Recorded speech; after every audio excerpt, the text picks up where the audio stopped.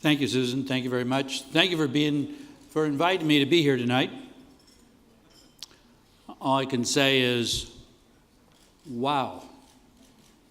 I've been all over the country to hundreds and hundreds of these events, to the different affiliates or chapters, and I can honestly say that I've never been to as successful as an event as this one. So congratulations.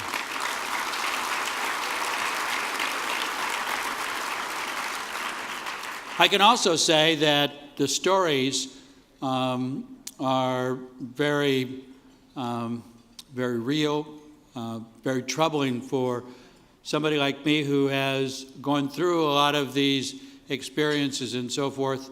And I hope that they impacted you on what those of us with epilepsy go through and what our loved ones go through. My story began in Central California in the Merced County area when I was 15 years old, and I was involved in an automobile accident to pick up on a dairy farm.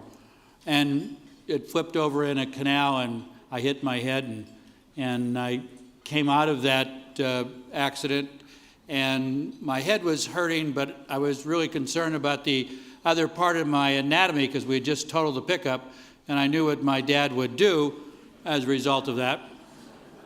A year later, I was in the barn milking cows, and next thing I remembered is that I woke up and I was in bed, and I had a doctor sitting on me in that rural part of California. That's the way doctors practice medicine. And they had said that I was having some particular type of problems and so forth. They didn't know what it was. My parents had been told by that doctor that I was having seizures. My parents were always taught that if you had seizures or epilepsy, you were possessed by the devil, and that God would punish families that had done something terribly wrong, had committed some sin, with a member of the family with seizures. And they did not want to tell me that I had epilepsy. And so then they started taking me to all kinds of different doctors. And when every doctor said the same thing, I went to another doctor. And I continued having my seizures, no medication. And then I went to witch doctors. And that was an interesting experience. Praying and pouring oil and candles and all kinds of strange tongues. And I finally said I wouldn't go to anymore. And I continued to have my seizures. My parents obviously were embarrassed. They loved me and wanted to help me, didn't know how to do it because of what they were taught and what they were trained to believe. But I was the one who was suffering because of the fact that they didn't want to deal with the truth, and they didn't want other people to know. My parents wouldn't let me go out in public much so I wouldn't have a seizure, so that I would end up embarrassing them. I went on and came actually to Los Angeles to go to Loyola University, where I graduated from, and I continued having my seizures here. I always had them in late afternoon, and I didn't know what they were.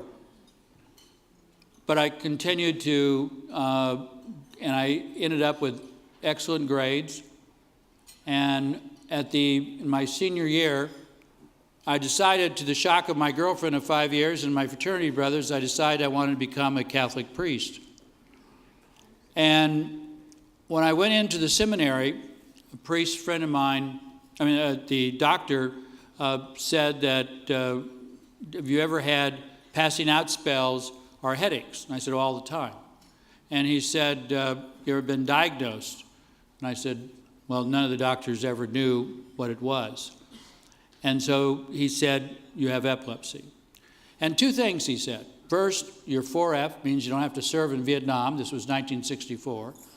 Secondly, he said, you can't become a Catholic priest because canon law in 400 AD said that if you have epilepsy or possessed by the devil, you can't be a priest.